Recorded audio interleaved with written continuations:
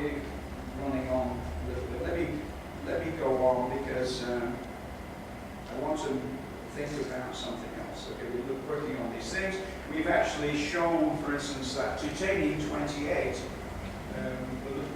we're working on C28 at the moment, a small nanotube, and we find that titanium on the inside of C28 appears when we don't see C28. So there's a stabilization of these small fullerenes by metal particles. The paper we're just about to send off is really quite interesting, and I thought I'd show you this. Paul Dunn, working with us, has actually taken a wheel, okay, which is, has carbon on it, carbon-13 enriched carbon, together with C60, and then he laser vaporizes this, all right? So basically, let's just do that again. Oh, this, as the helium passes over, we vaporize that material.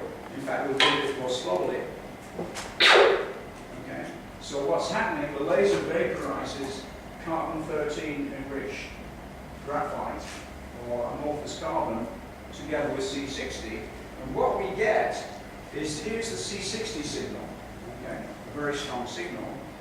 And then we're able to see that we're growing all these 62, 64, 66, 68, and 70. So in this very simple experiment, we've actually produced some larger fullerenes. We can grow the fullerenes just by vaporizing carbon in the presence of C60. And in fact, if you look at it in more detail, this is the normal ratio, C60 with carbon-13 in about 60% abundance. But if you use the sort of well, carbon, it's almost 99% carbon-13. What you see here is C62, 64, 66, and 68, and so on. We've grown all this. These look like dinosaurs marching along here. You can produce these, and we've got up to something like 100 actually. So it's an interesting result. And what we're showing is that perhaps the first unequivocal example of the growth of fullerenes by insertion of C2 into these species. And that work is with Alan Marshall, who is Mr. FT ICR mass spec. He has developed the highest resolution mass spectrometry around. Okay, what's the challenge? The big challenge in nanotechnology for me is the following. Imagine you have a bunch of straws, okay, paper straws, and you put them together as you can in a box of straws and put some very weak glue on the outside, okay? Well, we already have the weak glue of the nanotubes. It's called van der Waals forces. If you did that with paper straws, you could put them in a box and you could stand on the box. In fact, you could stand on the box anyway, but it would crush it otherwise. But if you glue them together, you can stand on the box and it will hold you up. Okay? You can try it. Can you do it with these? Well, we need 1 centimeter diameter, you need 10 to the 15. Glue them together. All right? Well, they're already glued. Okay. Morinobu Endo has sent me this picture, in which he's got about 20 double wall tubes all stuck together. Not very long, a few microns long. If you do that, you will produce a material which has something rather special. And that is that a defect in one of the straws will not propagate to the next. Now, trees have already discovered that. It's very difficult. As the tree is very weak this way, you can take an axe and easily cleave it this way. Very difficult to actually chop it in. Much more difficult. And so, what this material will do, by its nanoscale infrastructure, it will overcome the effect of defects. In fact, let's go back to that. Let me just go back into that particular module to see it again. Okay.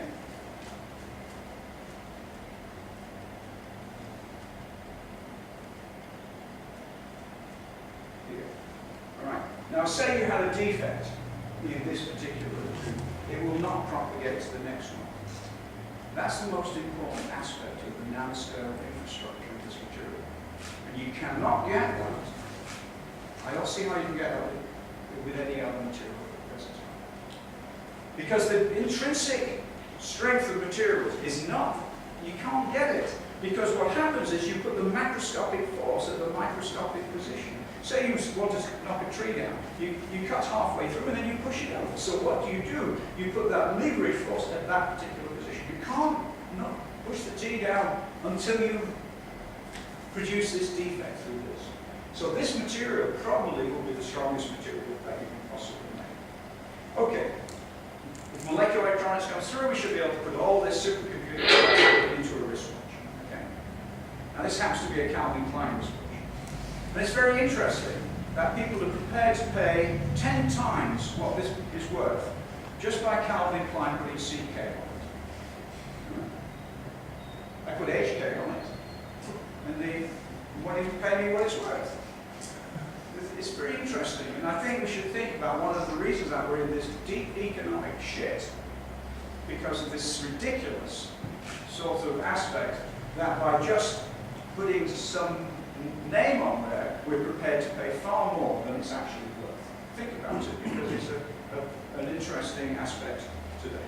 Okay, my favorite molecule is not C60, it's this one. It's nitrosoethane. And the reason is, it's my little dog, okay? You can't imagine, okay? From the microwave spectrum, which may look like a mess to you, but I noticed there's a pattern here and a pattern there. I can work out what's going on. Those are my microwave spectroscopes. And I discovered that the dog shakes its head, okay? I can look at the dynamics of this molecule. Not only that, we can show that not only does the dog shake its head, but it actually undergoes internal rotation. The dog has been drinking, and you know when you've been drinking, what the problem is, if you're a dog, the most important thing is a lamppost. The importance of this is that these molecules are dynamic. And this is the century, the 21st century, when we start to really understand that the most important aspects of molecules may well be in their dynamics. What is the most important aspects of carbon dioxide as far as global warming? It's the vibrations, okay? The dynamics of this molecule. It's the absorption. It's the average person says CO2. They have no idea what the hell it is. It's the vibrations of carbon dioxide which are absorbing in the infrared and possibly linked to global warming or whatever, okay? Those are the issues. We've made a little shock absorber with redshift 10A. We've shown that these molybdenum sulfide nanotubes have extensible properties and could in the future be used as little shock absorbers. Molecular machines, hemoglobin is a molecular machine. All right? Perhaps the most exciting is ATP synthase. This is, I tell you, the most amazing machine I've ever seen. What is happening here is that protons, positive charges, are neutralizing a negative charge on this protein wheel in the micelle there, and as it does so, a rotor inside these cavities opens and shuts these cavities, okay? And out comes ATP, adenosine triphosphate, and ADP. This is an electric motor in aqueous solution running on protons and not electrons. It runs almost the same way as an electric motor that was running on electrons. It's fantastic. And if I had been your age and seeing these, I think I would have said, I want to work with these machines. In fact, all the ATP, all your movements are driven by ATP. All right? This fantastic area. And there are a whole load of these molecular motors, and John Walker and Paul Boyer got the Nobel Prize for the discovery of that structure. Some scientific contributions. And let's talk about nanotechnology dangers. Oh, well, something's moved. I'm sorry about that. But I want to go on. We're running a bit out of time, so I want to say just a few things about the three senses. Common sense. Common sense tells you basically that the sun goes around the earth. Who agrees with me? Yeah, it does. You get up in the morning, it's over there. Common sense says the sun goes around the earth. It's uncommon sense. The uncommon sense of Copernicus and Galileo that actually realized that the earth is turning on its axis. Okay. Now I'm going to ask you a question. How many people think this is agree that this is what's happening? Okay. How do you know? What's the evidence? Does anybody know the evidence? They tell us. They tell? No. I mean, what is the evidence? Galileo. We scientists. How many of you know the evidence? You've accepted it, haven't you? Right? You've accepted. Other planets do the same. Well, you know, but the majority don't know. No, then neither did I. And then I thought, you know, I wanted to know what the evidence was. And I found in Galileo's drawing, go look at Google, all right, and see some of the evidence. I want you to think about that. You've accepted this. And it doesn't actually worry you very much, but it did worry the Catholic Church. All right? The majority of people in the world accept a lot of other bullshit, okay, without evidence, because it's important to them. It doesn't really matter whether it's true or not. They accept it. I want you to think about it. Because science, this is the problem why there's a conflict between natural philosophy, i.e. science, and many other things, such as the dogma of politics and the dogma of religion. All right? There is a conflict in the minds of 9 out of 10 major scientists. However, there's something of a problem. These are the people. I mean, Giordano Bruno was burned to death by the Catholic Church, okay? As many of you know. Galileo, I don't know, whatever. We have to learn to be careful, very careful, and question everything. Assess all claims on the basis of evidence. It's taken millennia to overcome the power of dogma-based authority. Galileo, 359 years late, okay? Margaret, he's better late than never, okay? The problem is a more serious problem, that nonsense is common now. What do I mean by that? Well, I'll show you some. Outside Cincinnati, $27 million creation museum, okay? School children in busloads are going there, and other people as well. These humans live with dinosaurs. God made Adam and Eve on the same day as land animals, so dinosaurs and people lived at the same time. We must have ridden against that. What did they originally eat? Before Adam sinned, all animals, including dinosaurs, were vegetarian. Well, listen, you don't need teeth like that to eat a tomato. What happened to dinosaurs that didn't go into Noah's Ark? The dinosaurs that did not enter Noah's Ark. I mean, they remember this, there was a flood, and only 2 people Noah and his wife and a couple of other, and all those animals. Unicorns didn't get in there. Okay, buried and preserved as fossils. The Grand Canyon, and these are children being taught that the Grand Canyon is 4,350 years old. And they have nobody to tell them what's the evidence. Not only children, also presidents of the United States. It's not only there, it's here as well. Don't assume this is under the carpet. It's as much here as it is anywhere else. Noah's a Scot. He's got a Scottish accent. This is the thing. What's coming? We've got to build a big boat. Okay. There's a little girl scratching head elsewhere than human reason. There's a lot of bullshit around, and it's getting worse. Okay. Our cousins, give you an example of our cousins here. I'm proud to be related to this guy. 99% of my genes are the same as this guy. He's obviously an England football supporter, just being beaten by his, Manchester United beaten by Roma or Juventus. Okay. But look at the face. There's a humanity in that face. And one of the I would say the greatest achievement that we have as human beings is our humanity. Right? I think the 2 things that I think are great, one is humanity, and the other one is natural philosophy. Recognizing what is actually true. 70% the same as this, 70%, 50% of our genes the same as a fruit fly, and the maggots as well, which will, I would believe, eat us up at one time, so it's not surprising. At the end, when we're dead and gone. But this I would bet 70% of your genes are the same as a common. And I think the evidence is in many of the politicians that we have. I haven't got time to these, and I want to go on. I want to because we're running out of time. Without science, without chemistry, all of these things are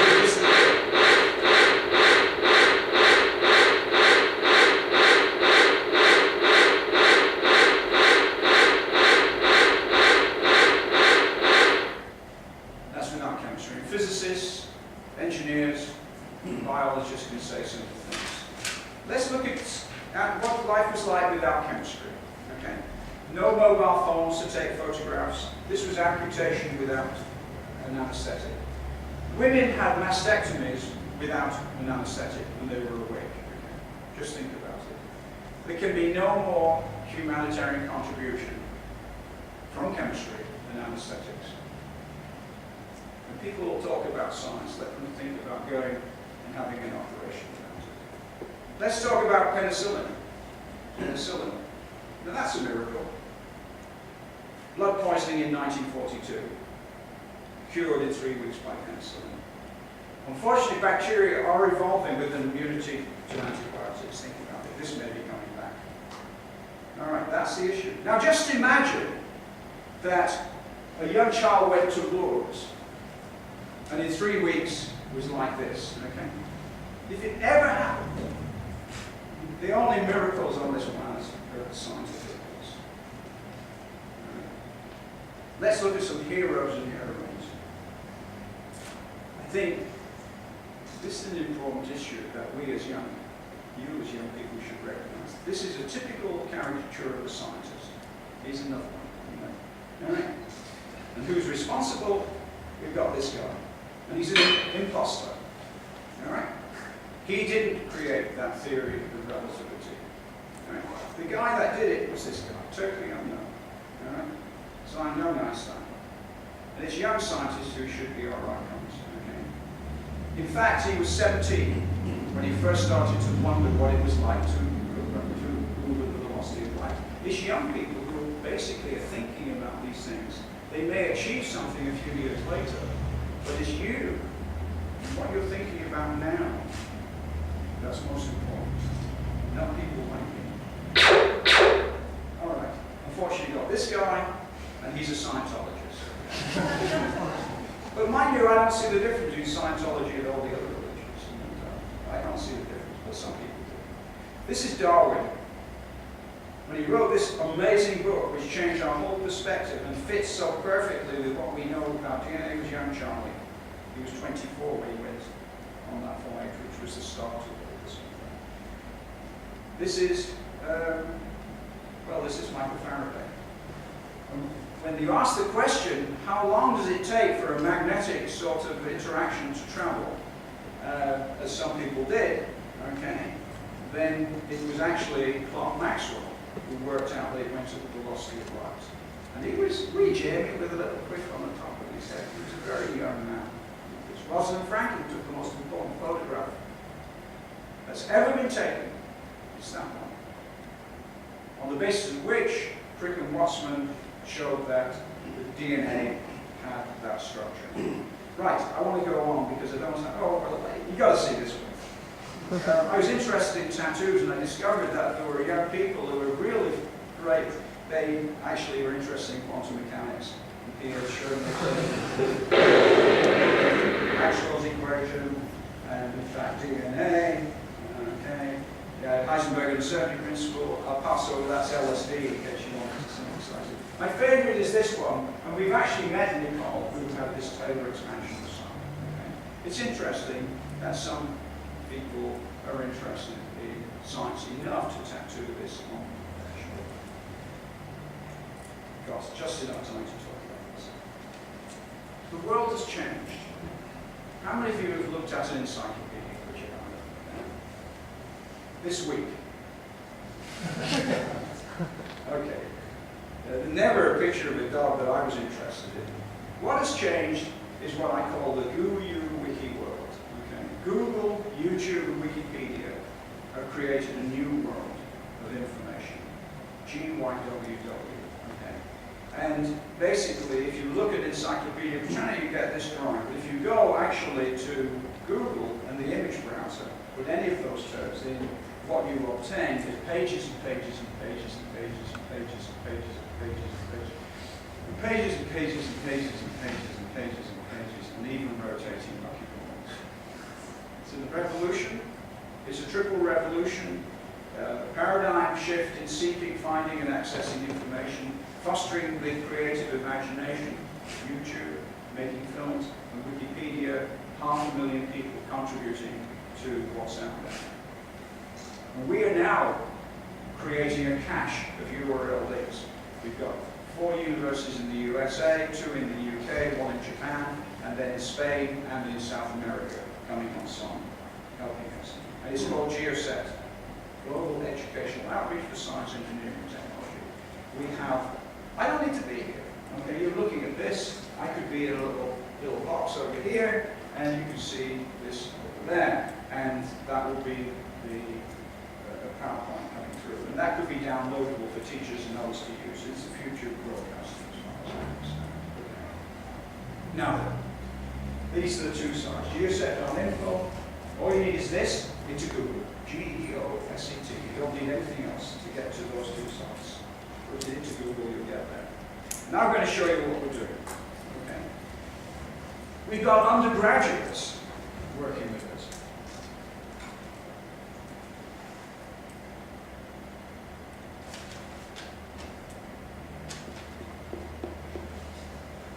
Here are the Beatles. George, John, Ringo, Paul. We all know their music, and most of us even know of their impact on the world today. However, whether we realize it or not, we've had more contact with another type of Beatle, and they have had far more influence on our very lives. Not to about these Beatles, the insects. And this presentation will be all about the wonderful world of Beatles. I'm going to stop it there. That's an undergraduate. We're getting our undergraduates making short modules on things that they're passionate about. He is passionate about Beatles, and there are 350,000 different species. All right, so that's go down. What about, oops, graduate students? Kerry is a graduate student, and hopefully this will come through. Here we go. Hi, my name is Kerry Gilmore, and I am a graduate student here at Florida State University. I work with Dr. Alabuka as the organic chemist. Now, I love organic chemistry because it provides the opportunity to go through and be an architect, an engineer, builder, you go through and really look at designing molecules. We can figure out how to actually make these molecules, and then finally, we actually get to go into the lab and actually build things. Now, the greatest organic chemist by far is nature. Nature can go through and take something as utterly simplistic as these small seeds, and through a series of organic transformations using chemistry that we ourselves use, able to go through and transform it into these beautifully complex, beautiful flowers that you can see here. Now, what we do is much the same. We'll take something relatively small, something relatively simplistic, and through a series of transformations, we need to figure out how to make something that's much larger, much more complex. After it finishes, I'm jumping it on. goes through, and it looks like if we were to add more triple bonds in this case, we could go through and fully zip up these structures. We could go through and take something, instead of just something that's relatively small and close it up, we can extend that all the way through and form much longer chains. I'm going to stop it there. Now, the interesting thing about this is that we've revolutionized the CV. Because instead of just being a pile of paper with your resume, and you might be just there, we put you on top of the pile. And we give them an idea of who you are and what's in you're interested in. This is 90% of now of the resume for someone who actually operates this way. 10 times as valuable.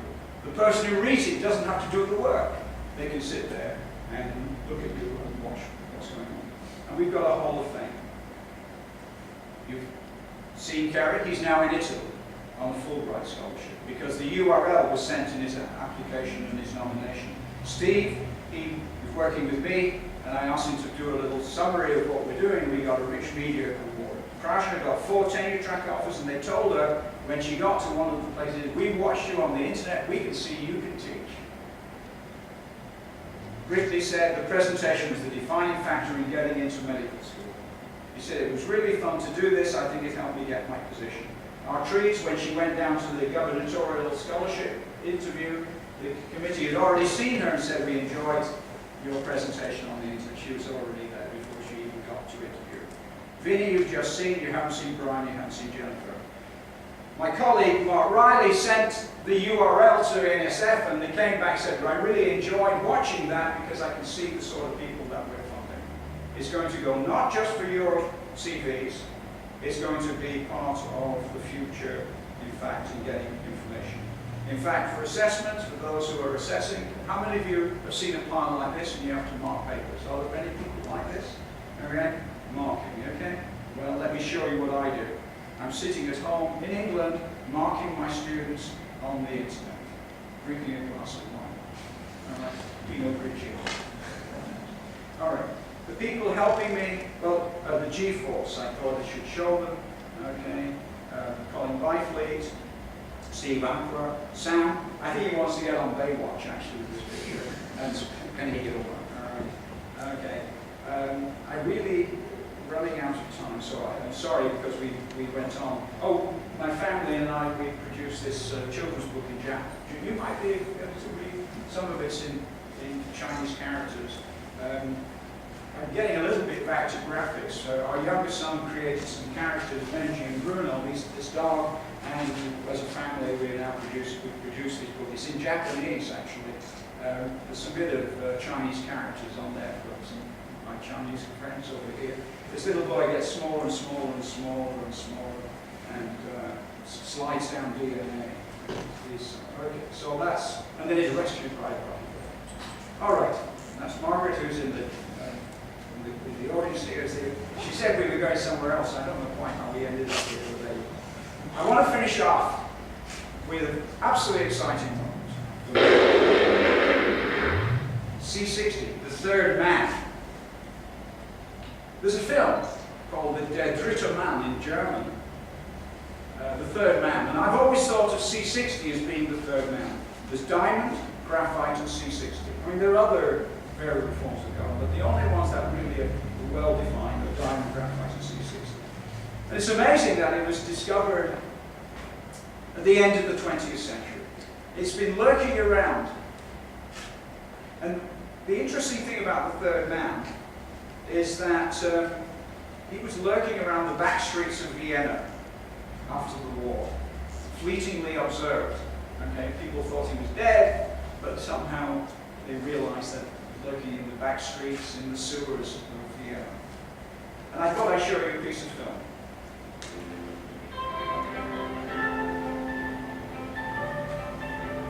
You remember this? Who remembers this? All the old geezers have seen this film, right?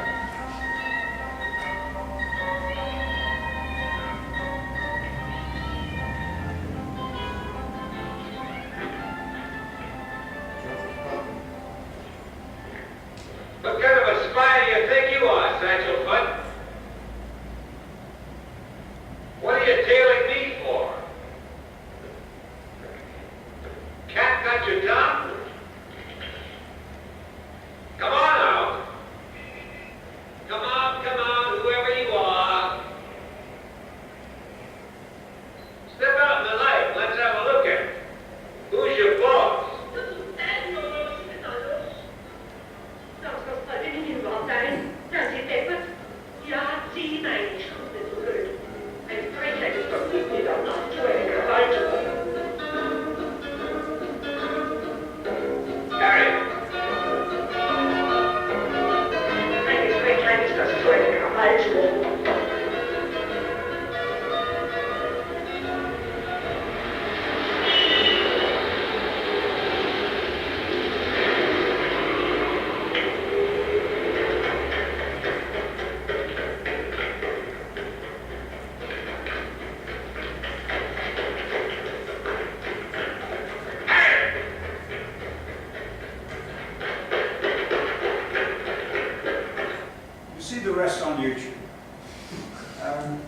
But you see what I'm thinking? I always thought of that, you know, it was hiding not just from us on this planet, but also in space. So I want to show you what's happened last year. The Spitzer infrared telescope, which is shown here, detected a fantastic spectrum. And here it is. The white is the spectrum that the Spitzer telescope observed of a particular star. The red is the infrared spectrum of C60. And the blue is the infrared spectrum of C17. It's unbelievable. As a chemist, it's almost impossible to believe that coming out of a star is just C60, because in the infrared region, which is the fingerprint region, you would expect, if you're producing C60, it would be overwhelmed with all the other garbage that should give vibration spectra in the same region. This is a spectacular result, not just the fact that C60 has been detected, which is spectacular enough, but that there are conditions which seem to be producing only C6, which is interesting. Shows you how little we actually know, which is what the motto, what's a lot we don't know. And now I show you BBC film from 1982. This is my friend Wolfgang Kretschmer, and I want to stress what a fantastic piece of work he and Hoffman, Lowell Lamb, and Foster did, because that's another story of a beautiful piece of science. Okay. However, this is the end of the film. I believe it is there, and it would be rather nice to feel that in fact we were on the right track. There are some interesting features in space, and C60 certainly can fit them better than any other proposal that has been made up to now. I'm a believer, and I think ultimately we'll find that it is there. But others have said that C60 is nothing like a match for the future star. They're wrong. Thanks a lot.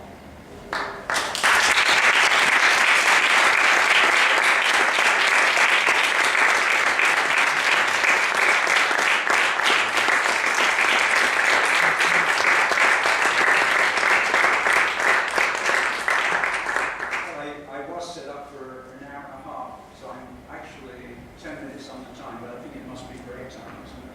Yes, yes, but if there are some questions... I didn't realize the Italian job is to start a quarter of an hour late. Yes. I should have seen it from Michael Caine in the Italian job. But if there are questions, please, you can take the opportunity to ask some questions. We have 5 minutes.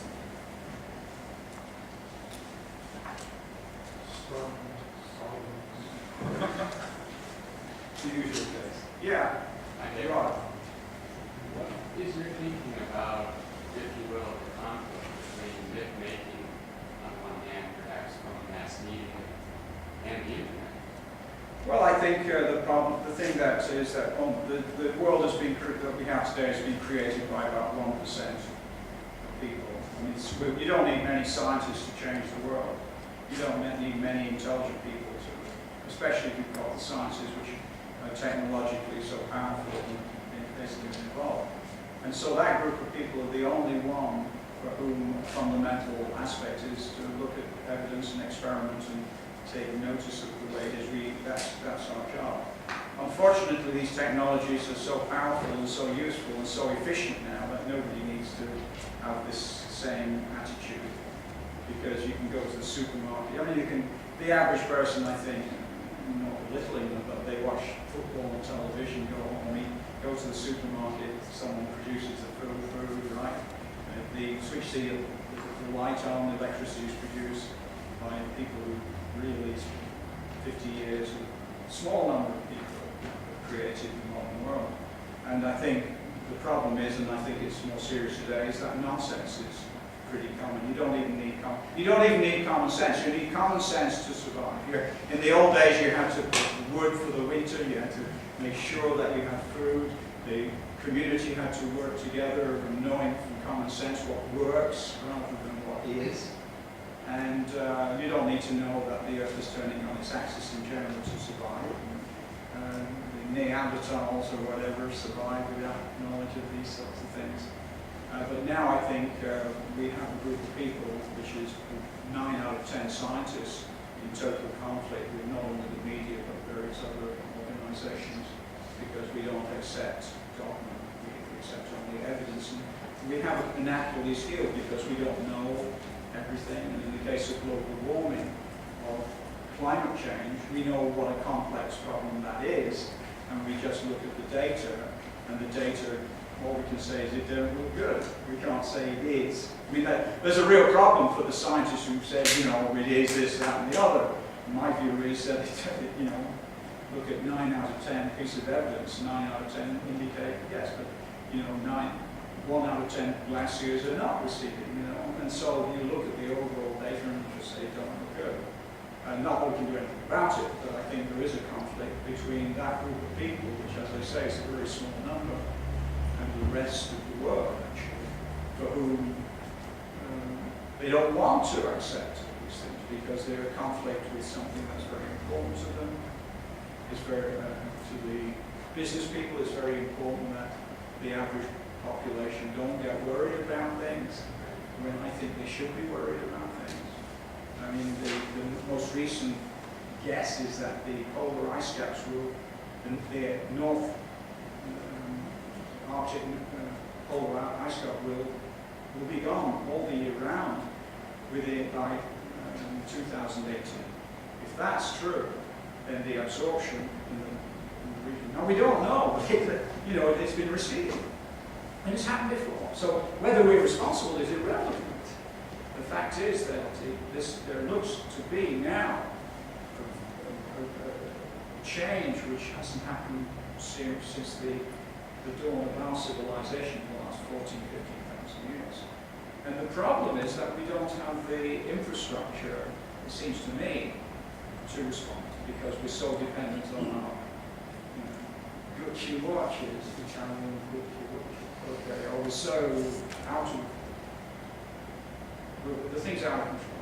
We're so dependent on power, on these things, and we don't have the common sense that we had probably a few hundred years ago to actually respond. So I think those communities which are still not dependent on power will be the ones that will survive a lot better than we in the West who some of us will survive, if it really is as it looks. But I don't know. And you see, the power, the great aspect of science is this questioning and doubting and not being sure. Because once you're sure, no advances matter. The surety of religion means that nothing will move forward from the 3rd century, or in Islam from the 7th century, or from Scientology from whenever that guy invented it, or Mormons were, believing in Mormons. But science moves forward because we're not sure. At the same time, that is our problem when talking to people who only require sure. The politician says, I'm not going to do anything unless you tell me it's definitely this way. And of course I understand that. But so I think that's why there's a conflict with those who really accept and believe dogma, because to look at the evidence is uncomfortable. I think it's a wonderful line, but I always forget it, in Kennedy's wonderful line, the comfort of opinion, without the discomfort of thought. I have my conciliarity, because I always forget this. I think it's an amazing line to think about it. And of course, for the majority of people, and particularly for politicians, they don't want the average person to have the discomfort of thought, because that will undermine their power. I think it's a conflict, and I'm very concerned. When you, in your research, you come to the truth, that means when you really touch with your hands the goal of your research year and year, which is your the instant impression, the instant thinking, your reflection? Well, I don't know. I mean, I think I can say one thing, just to give you an idea what it's like. When we did the experiment in 1985, this is from my, I don't have big goals. I never had big goals. I mean, I never asked to be even a professor. I just didn't even think, I needed a job. I didn't ask to win a award prize. But then I look back and well, I got a prize, but I think I did as well as them. And then when, obviously, after the event, I thought, well, maybe it'll be a big one. Then, but not before. Never even thought about the Nobel Prize. I didn't even know what the Nobel Prize would work. But I think I went through part of this because I want people to understand better what's happened. in the discovery. People don't understand because it was a very curious situation. Maybe not, maybe it's right. When we discovered this single line, this was incredibly strong. It had to, it was 10 times stronger than any other magic number. So it had to be something special. So we had, all you can think of is a pattern. Something symmetric, because that's, if you think, I don't know why, but that's the way people think. And then we came up with a soccer ball. Wow, this is a soccer ball. And I remember, this must be right. I mean, I don't remember at that early moment saying it's such an incredible song. Jim Heath, Sean O'Brien made a new nozzle. Yuan Yu was solving problems on the computer. Jim Heath then made it, and I was working with these kids, but I had nothing else to do because I just admired them. So I sat there, they could do all the work and I could go and look at this sort of stuff. And so you have to live that experience for about 10 days to realize what sort of mindset you're in. And then we decided, I had an idea, it was like a structure I made at home, and it turned out to be right. And Rick made this model on a Monday night. In the morning, wow, yeah, that's similar to this. It's a soccer, and then we discovered it was a soccer ball after it was. And so we rolled over, wrote the paper, sent it off. And then I had a reaction to this.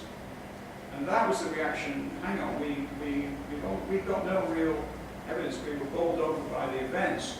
And I think you have to make a contribution to the structure. You have to say what it is. I mean, you can't just say, here it is, and then just leave it. And I was conscious, there's a guy called Paulson, Peter Paulson, who was at Sheffield University, which is my alma mater. And I was conscious that Paulson didn't get the Nobel Prize because he got the wrong structure for ferrocene. It's a very famous molecule, and ferrocene got the Nobel Prize. And so I knew that, I'm not saying we're thinking of a Nobel Prize, but I was thinking of, well, we got the structure. And Rick was very keen on this, to be able to do this, and I just remembered that our Paulson had screwed up because he put in a structure, it wasn't right. And in fact, someone, I understand, advised him what the structure might be, so he really screwed up big time because he didn't have the right structure and someone else. Anyway, it's another amazing story. So then I sort of thought, hang on, we've only got this 60s, and it turned out almost within about 2 weeks, I found this paper by David Jones. And that was, this explains that you can, I didn't know that. I mean, a mathematician would know that you can't close a cage with less than 12 penticles. It's different from oil. At that moment, I thought, wow, we're probably right. And then I had a curious thing, and I would wake up at night.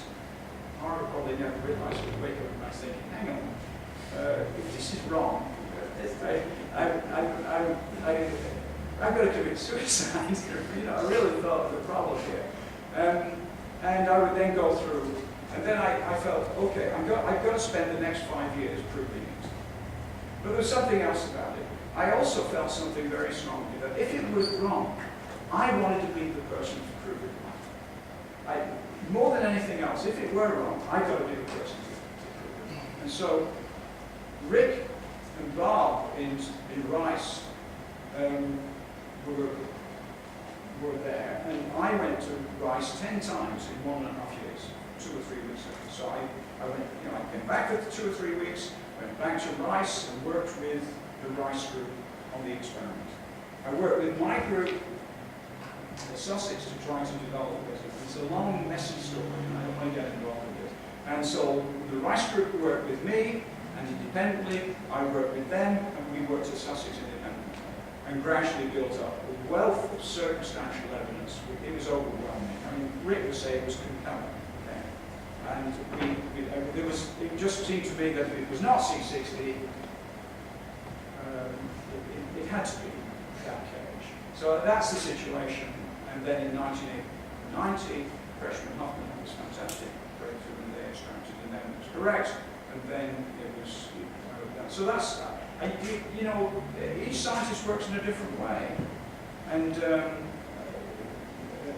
Rick was definitely, we've got to do this. Unfortunately, I suggested exactly the experiment that Freshman and Hoffman were doing, because I actually started that same experiment.